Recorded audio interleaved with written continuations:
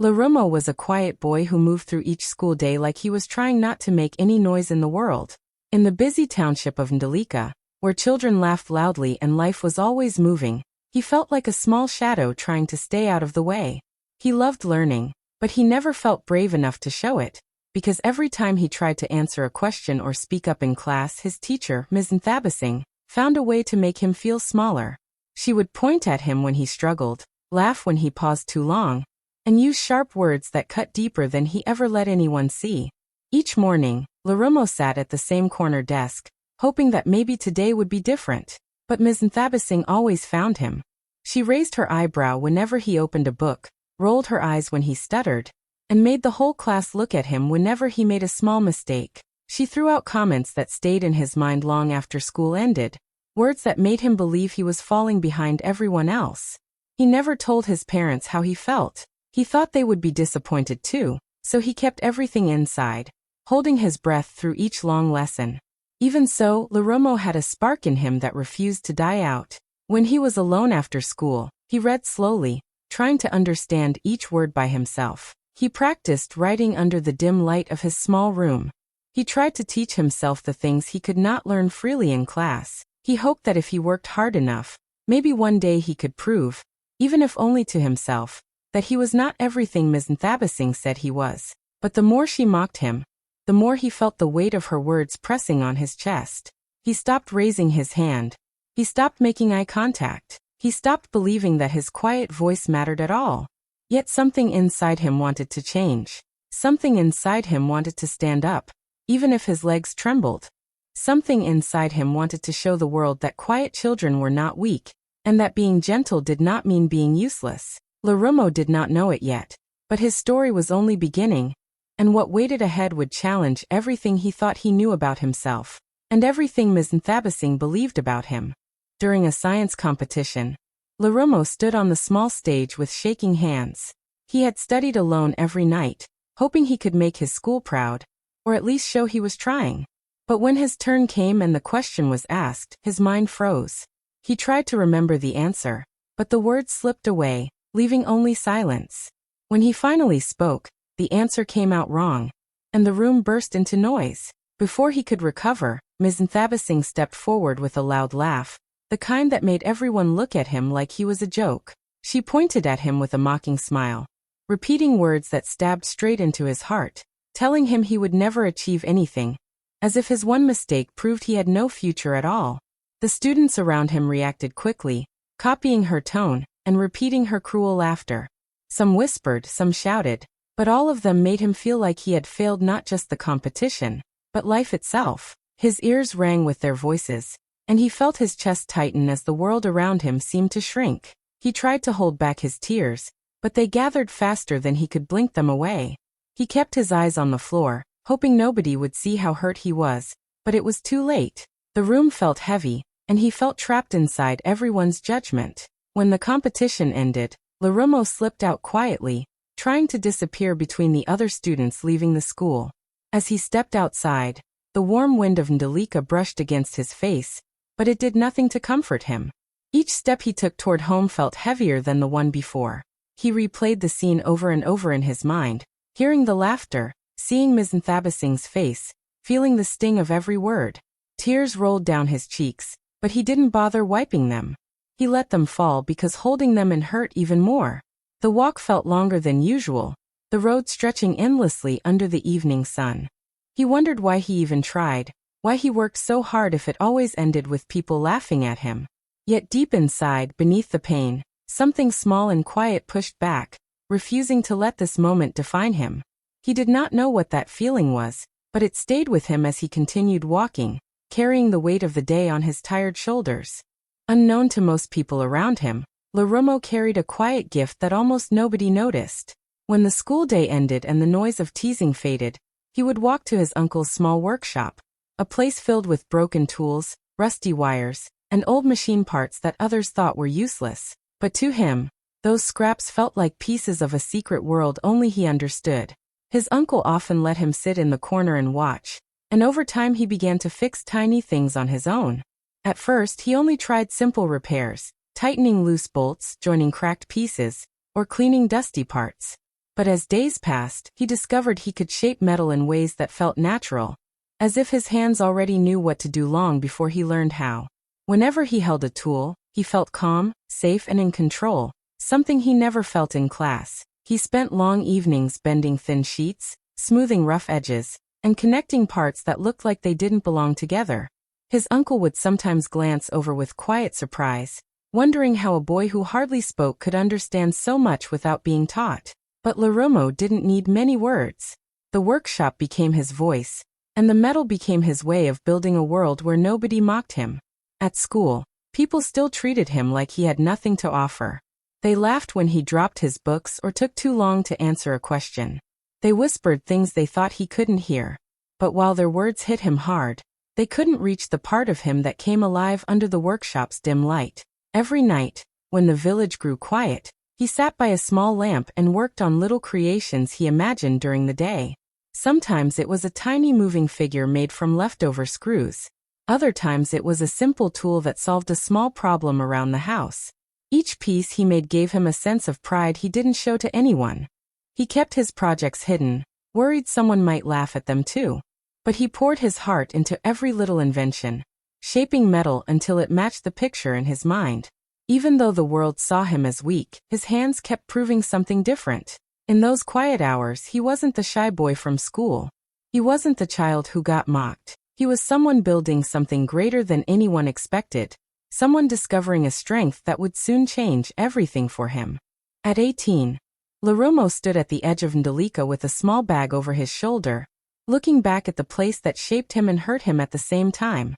The sun was just rising, casting a soft light on the dusty roads he had walked since childhood. He had no money, no support, and no promise waiting for him anywhere, but he carried a dream so strong it felt like it pushed him forward with every step. He wanted to build simple machines that could make life easier for people, tools that could help families, farmers, and workers who struggled with small daily problems. It was a quiet dream, but it lived inside him like a fire he refused to let die. No one believed he could do anything with it. The neighbors whispered that he would return within days, tired and defeated. Some laughed softly when he passed, thinking he was chasing something too big for someone like him. Even the classmates who once mocked him didn't bother to say goodbye. They expected him to fail before he even tried.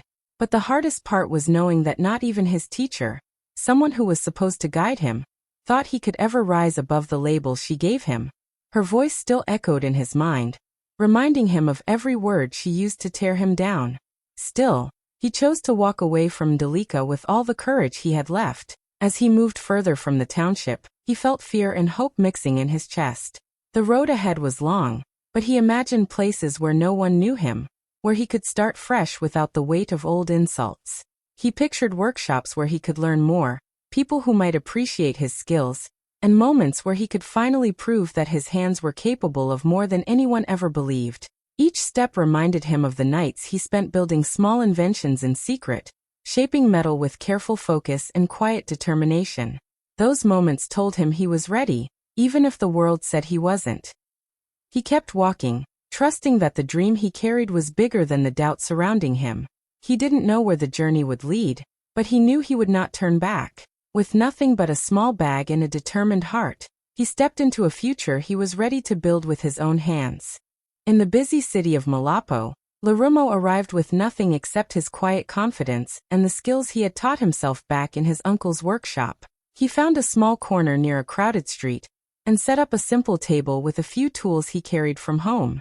At first, people walked past him without paying attention, but one afternoon a man approached him with a phone that no shop had been able to fix. Lerumo took it apart gently, studied the problem, and repaired it in minutes. The man stared in surprise, amazed that a young stranger could do something trained technicians had failed to solve. Word began to spread quickly. More people started coming, bringing radios, chargers, fans, and all kinds of broken devices. Each time, Lerumo worked with calm hands and focused eyes, repairing things others had already given up on. People gathered around him, whispering about how talented he was. His small table soon became surrounded by customers from morning until evening. What started as a simple spot on the roadside slowly grew into something bigger, because everyone who left his table returned with friends or family, telling them about the quiet boy who could fix anything. With the money he earned, Lerumo rented a tiny room and turned it into a small shop. The place was crowded with tools, wires, and machines that needed repair. People filled the doorway daily, and soon the line reached outside because he could not finish everything fast enough. Seeing the demand, he hired 2 young helpers, boys who reminded him of himself years ago. Together they repaired devices faster and better, and the shop became known across the city for honest work and excellent skill. As the months passed, Lerumo began designing his own machines, simple inventions that solved everyday problems, just like he had dreamed. One invention became popular, then another, until companies started noticing him. He moved from the small shop into a bigger place, then into an even larger space where workers assembled his creations with pride. The workshop grew so fast that it soon turned into a factory filled with buzzing tools and shining metal parts. That factory became known as Molapo TechWorks, a company that rose faster than anyone in the region had seen before. People who once ignored him now spoke his name with respect, amazed at how far he had come. And every time he walked through the factory, hearing the sound of machines he designed, he felt the dream he carried from Ndaleka becoming real, piece by piece, with every invention he created. Years later, when Lerumo had already built a strong name in Molapo, he heard something that made his heart grow heavy.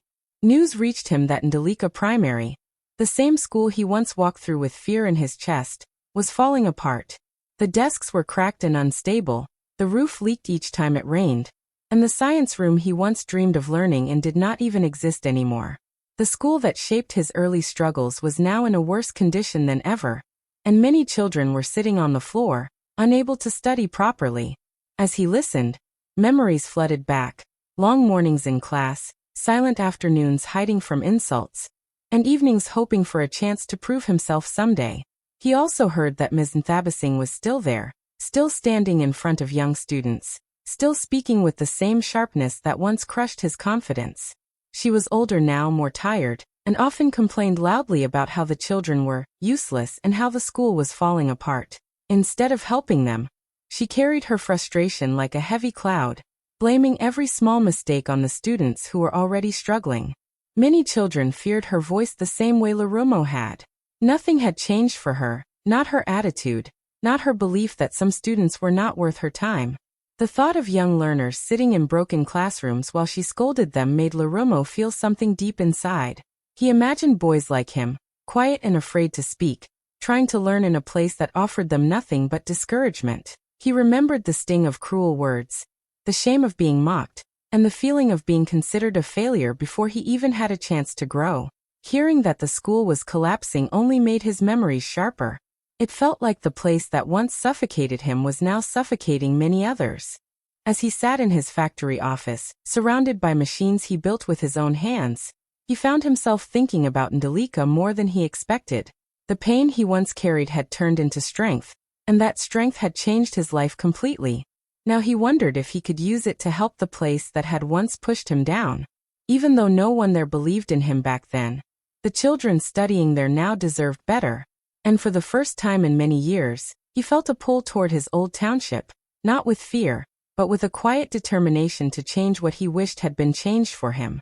Lerumo returned to Ndaleka after many years, but this time he was nothing like the quiet boy who once walked those dusty roads with his head down.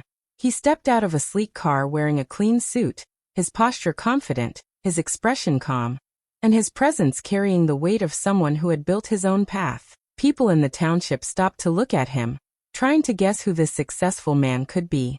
His polished shoes, his steady walk, and the respect in his eyes made him look like someone from another world. No one imagined he had once been the child who sat silently in the back of their classrooms. As he entered the schoolyard, teachers whispered among themselves, wondering why such an important visitor had come to a place forgotten by many. Students peeked from windows, excited and curious, thinking a famous guest had arrived. Lerumo moved slowly through the familiar space, noticing the cracked walls, the broken windows, and the old playground that had barely changed since his childhood. Each step reminded him of the days he had spent trying to avoid attention, yet now every eye followed him with admiration. When he reached the staff room, the principal greeted him warmly, still unaware of who he truly was. They offered him a seat and asked polite questions, amazed that someone of his status had come all the way from Molapo. But the moment his name was mentioned aloud, the entire room shifted. Miss Nthabising, who had been standing near the doorway, stopped moving completely. Her face turned stiff, her eyes wide, as if she had just seen a ghost. The name she had once said with ridicule now carried a weight she never expected. She stared at him, confused and shaken, trying to connect the man in front of her with the boy she used to mock. The memory of her own harsh words pressed into her mind, and for the first time, she understood how wrong she had been. She remembered the child she dismissed, the one she believed would never achieve anything. Now he sat there as a respected businessman, someone the whole region talked about, someone who created opportunities and changed lives with his inventions. Lerumo noticed her reaction, but did not let it disturb his calm. He simply offered a gentle nod, showing no anger, no bitterness, only a quiet strength. In that moment, the entire school staff realized that the boy who once walked away in tears had returned not to prove himself with words, but with the life he had built. The silence in the room said everything. In front of the entire school, Lerumo stood calmly on the old assembly ground, the same place where he once felt small and unseen. The students gathered in large groups, whispering excitedly, unsure why such an important man had come to speak to them. Teachers lined up at the back, watching closely as he stepped toward the microphone. The air felt heavy with curiosity. When Lerumo greeted everyone with a warm smile, the children leaned forward, eager to hear what he had to say. He began by telling them how education could open doors, how creativity could change lives, and how every child deserved a chance to learn without fear or limits. Then, in a steady voice, he announced what he had come to give. First, he shared that a brand new science lab would be built, one fully equipped so students could explore ideas freely. The moment he said it, the crowd gasped.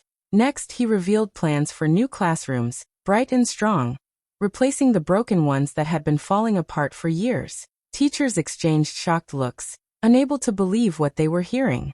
Lerumo continued, explaining that he was also providing computers, so every student could learn the skills needed for the future. Murmurs spread quickly through the crowd as children imagined touching a computer for the first time. He then added scholarships for hardworking learners, giving them a chance to study further without worrying about money. The students cheered so loudly that even the birds resting on the nearby trees flew away.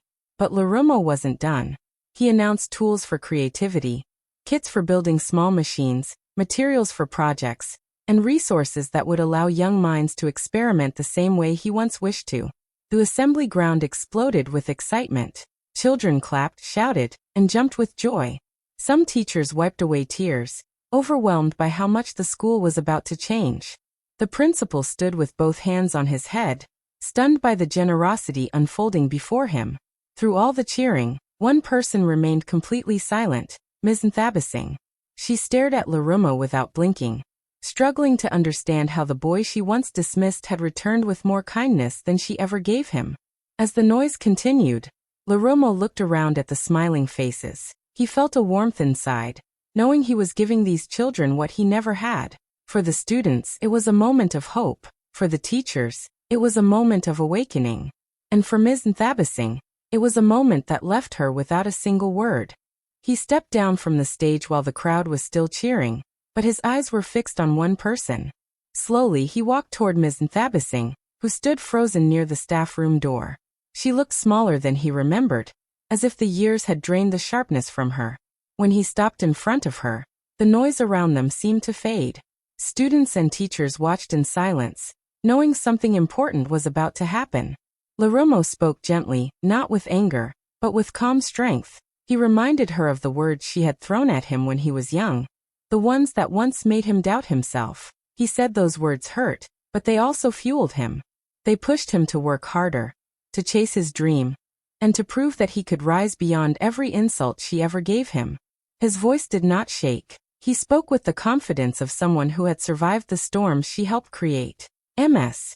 Nthabising's face tightened, and for the first time, she looked unsure of herself. Her hands trembled as she tried to hold them steady, the same hands that once pointed at him with judgment. She tried to speak, but her voice caught in her throat. The weight of what she had done, all the pain she had caused, showed clearly in her eyes. She finally managed to whisper an apology, her tone soft and unsteady. Her words were filled with regret, as if she wished she could go back and erase every moment she had treated him like he was less than everyone else. Students around them watched with wide eyes, shocked to see a teacher who once seemed so powerful now struggling to hold herself together. Some of them had felt her sharpness too, and seeing her apologize made them understand that even adults can be wrong, and even the strongest voices can carry mistakes. Lerumo didn't raise his voice, didn't show pride, and didn't try to embarrass her. Instead, he simply nodded, accepting her apology with a calmness that made the moment even more powerful. He wasn't there to shame her. He was there to show that a child who was once overlooked could grow into someone who changed lives. As she lowered her head, he gently placed a hand on her shoulder, a gesture she never expected. In that quiet moment, everyone around them understood the strength of forgiveness and the power of rising above the past. The new Lerumo Innovation Center opened on a bright morning, and the excitement in Ndaleka was electric. Children ran through the gates, eyes wide with wonder, clutching notebooks and tools in their hands. For many of them, it was the first time they had seen a place filled with machines, computers, and materials meant to inspire creativity. Broken toys, old scraps, and even simple objects were transformed into learning tools, giving every child the chance to explore ideas they had only dreamed about. Some were building small robots, testing movements and circuits, while others sketched designs for clever inventions that could solve everyday problems in their community. Laughter and curiosity filled the rooms, blending with the hum of machines and the soft chatter of students helping each other. Lerumo walked through the center quietly, observing the children as they experimented, adjusted, and learned. He saw young boys and girls who reminded him of himself, timid at first, unsure of their abilities, but slowly gaining confidence with each success. Teachers and mentors guided them patiently, giving advice and encouragement while the children tested their own ideas. Walls once silent now echoed with energy, excitement, and determination. Every corner of the center was a place for growth, a place where creativity was celebrated, and mistakes were seen as stepping stones rather than failures. Children who had once believed they could not achieve anything now realized that the impossible was only a challenge waiting to be solved. News of the center spread quickly across the country. People talked about the boy who had once been laughed at in his classroom, now returning to change the lives of so many others. Lerumo became a symbol of hope, proof that persistence and self-belief could overcome the harshest words and circumstances. Articles, interviews, and stories highlighted his journey, showing how humiliation had transformed into determination and success. He had turned the pain of the past into a gift for the future, inspiring countless young minds to dream beyond what they thought possible. The center became more than a school. It was a movement. Children built machines that could help farmers, create clean water, and solve small everyday problems. They learned teamwork, problem-solving, and courage. Lerumo watched proudly, knowing that every invention, every smile, and every new idea was a sign that the legacy of a once quiet, overlooked boy had grown into something far greater than anyone could have imagined. From the streets of Ndaleka to the national stage, his story was now a shining example of turning struggle into greatness, and using success to lift others. From a quiet boy mocked in the back of a classroom to a man who changed an entire community, Lerumo's journey proves that no insult, no setback, and no doubt can stop a determined heart, and that true success shines brightest when it lifts others along the way. Don't forget to subscribe and hit the notification bell to follow more inspiring stories like Lerumo's and discover how courage and creativity can change the world.